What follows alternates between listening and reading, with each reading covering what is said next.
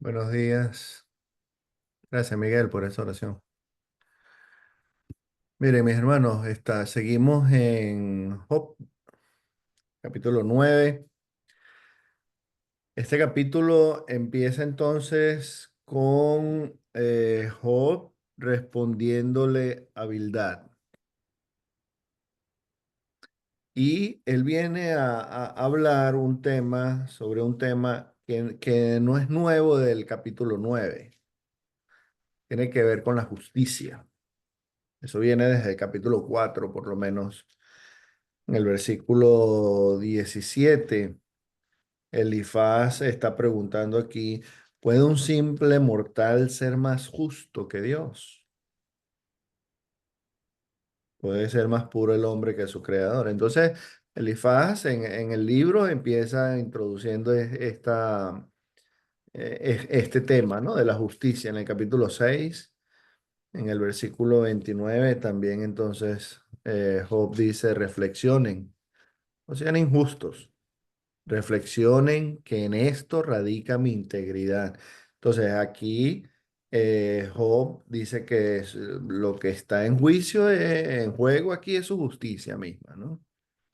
Y en el 8:3, también dice, ¿acaso Dios pervierte la justicia? ¿Acaso tuerce el derecho el Todopoderoso? Entonces, en los versículos del 1 al 4, en el capítulo 9, Job empieza o retoma pues este tema, y la pregunta está en el versículo 2, 9:2. ¿Cómo puede un mortal justificarse ante Dios?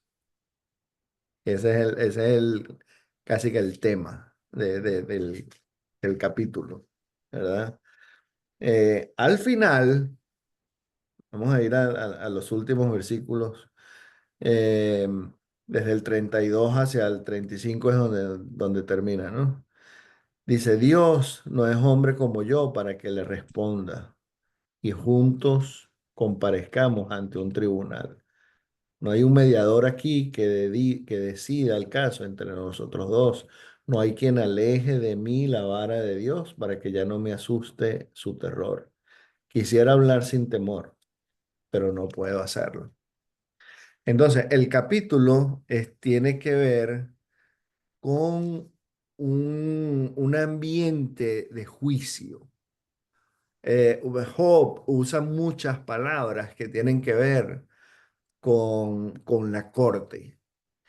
Y cuando él habla entonces, por ejemplo, de responder, por ejemplo, miren lo que dice el versículo 3: si uno quisiera disputar con él, esa palabra nosotros no lo usamos exclusivamente para cuestiones legales, pero se puede entender así también.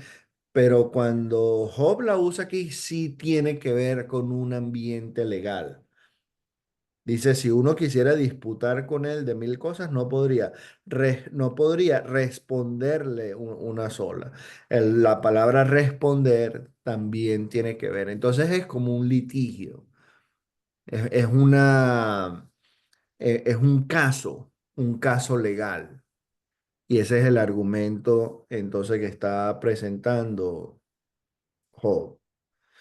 Eh, el litigar en realidad entonces no tiene que ver con ganarle o usurpar la autoridad de Dios, ni nada de eso, sino más bien para establecer la verdad de la justicia. Él pensaba eh, que era justo. Ese es el argumento de él. Él pensaba que sí era justo y en realidad Dios lo declara justo. Acuérdense en el capítulo 1 allá en el versículo 8, y después también en el capítulo 2 en el versículo 3. eh, ese no era el problema. El asunto es que están pasando una serie de cosas que Job las está viendo como que son juicios divinos, en realidad.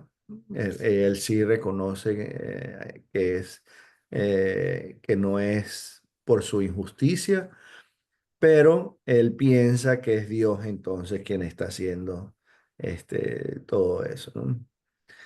En el versículo 4 dice, profunda es su sabiduría, hablando de Dios, por supuesto, ¿no? Vasto su poder. ¿Quién puede desafiarlo y salir bien librado? Un juicio, el litigar con Dios le queda cuesta arriba a Job. En realidad es muy complicado. Es muy complicado por el poder, por la sabiduría, por quién es Dios. Y desde el versículo 5 en adelante, hasta el 13 por lo menos, Job enfatiza ese poder de Dios y lo pone entonces como creador, lo pone como el que controla, ¿verdad? La naturaleza.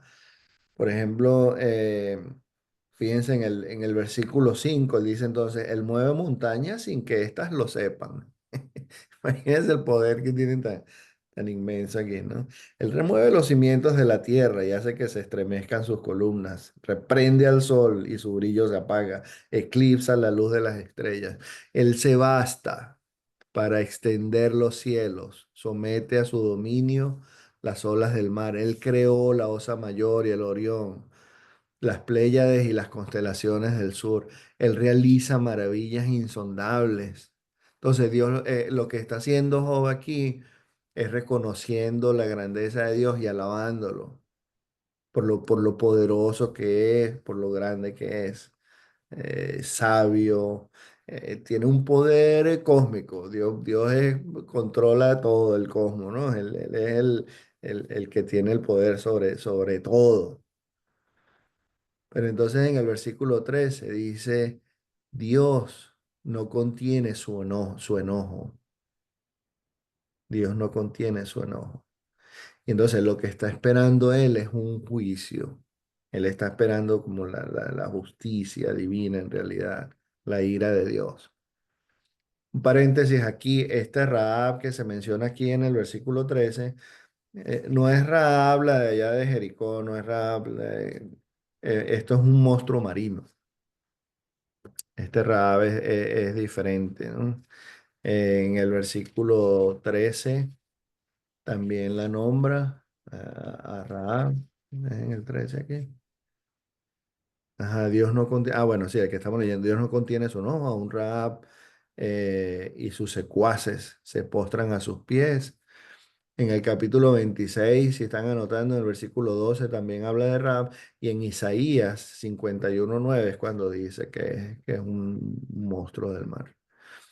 Pero bueno, entonces, de todas maneras, el asunto es que Job, reconociendo el poder, la creación y todo esto quién es Dios en realidad, eh, dice también que Él es activo en el mundo, que Dios está eh, involucrado en las cosas que pasan y por eso es que mueve entonces o montañas o lo que sea y crea, hace.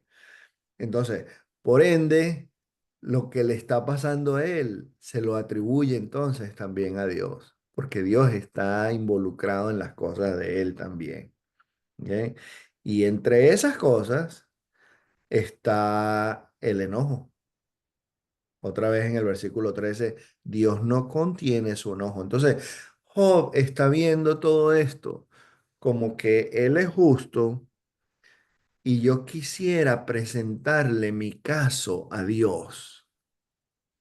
Pero ¿cómo voy a hacer para contender contra Dios, que está tan poderoso, tan santo? No tengo chance. Ese es más o menos el tema ahí del capítulo. Desde el versículo 14 hacia abajo, por ejemplo, dice entonces el 14, ¿cómo entonces podré yo responderle?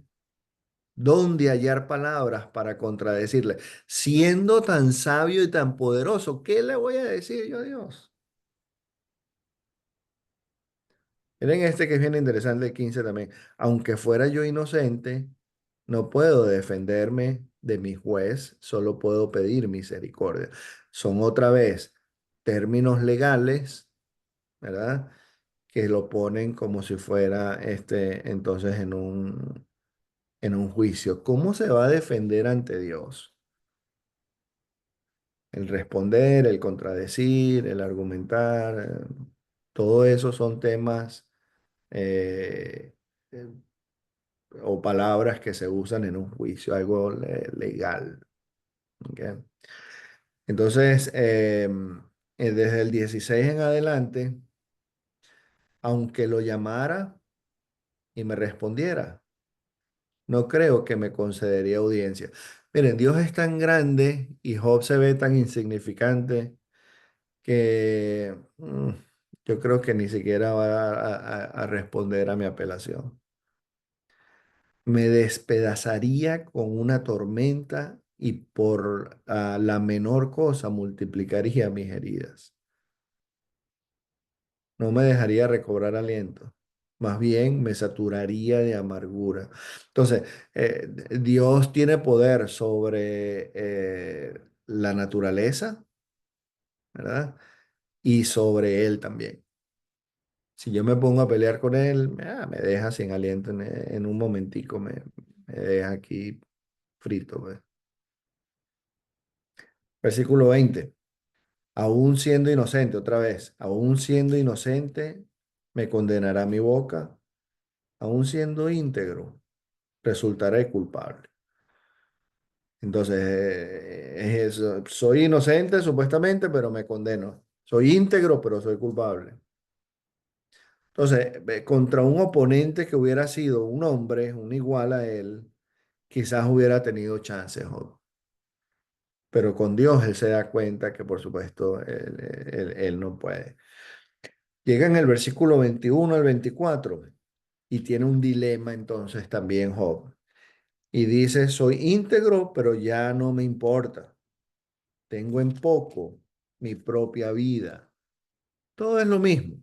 Por eso digo, al íntegro y al malvado destruye por igual. Entonces viene esta parte de la ley de la retribución. ¿Por qué Dios no le paga al malvado? Sino que como pareciera que lo deja tranquilo. ¿Por qué me paga a mí así en realidad? Si yo he sido justo. Entonces él está viendo una parte aquí como que, bueno, parece como que si en realidad Dios entonces no estuviera cumpliendo con esa ley de la retribución. En el versículo 22 la pregunta es, ¿por qué? ¿Por qué? Entonces, es complicado, es en el 24. Si algún malvado se apodera de un terreno, él tapa los ojos a los jueces, a los jueces. Si no lo hace él, entonces ¿quién? Entonces, él está dando toda la responsabilidad a Dios de lo que él está viendo, de las cosas que están pasando. Transcurren mis días con más rapidez que un corredor. Esto suena así también como Eclesiastés, como que todo es vanidad, todo va pasando, como que vuelan sin que hayan conocido la dicha, se deslizan como barcas de papiro, como veloces águilas al caer sobre su presa. Si acaso digo, olvidaré, porque estas son las opciones entonces que se presenta Job a sí mismo. Voy a decir, estas son hipótesis, ¿no? Suposiciones. Si acaso digo, olvidaré mi queja, cambiaré de expresión, esbozaré una sonrisa, como que si no pasara nada. Vamos a vivir como si no pasara nada. Me queda el miedo de tanto sufrimiento. O sea que si todavía aparentara que no está pasando nada, me queda el miedo de tanto sufrimiento. Pues bien sé que no me considero inocente. Y ya que me tienen por culpable, ¿para qué voy a luchar en vano? La otra opción, aún si me bañara con jabón y me limpie con las manos con lejía, tú me lanzarás al muladar y hasta mis ropas me aborrecerán. Entonces, él está viendo como que tampoco tiene esperanza. No puedo evitarlo, no puedo arreglarlo yo solo.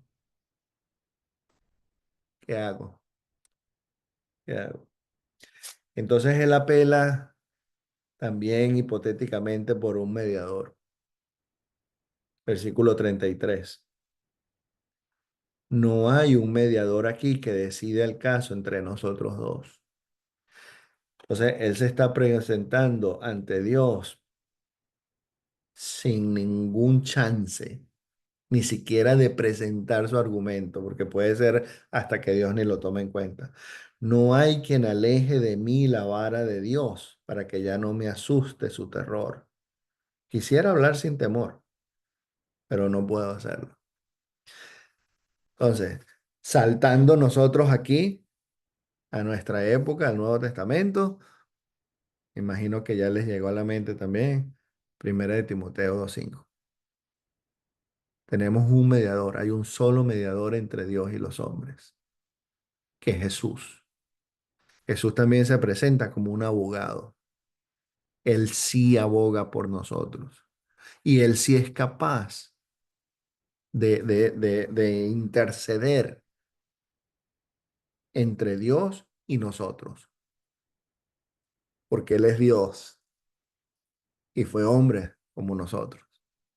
Entonces él entiende las dos partes, él sabe las dos partes.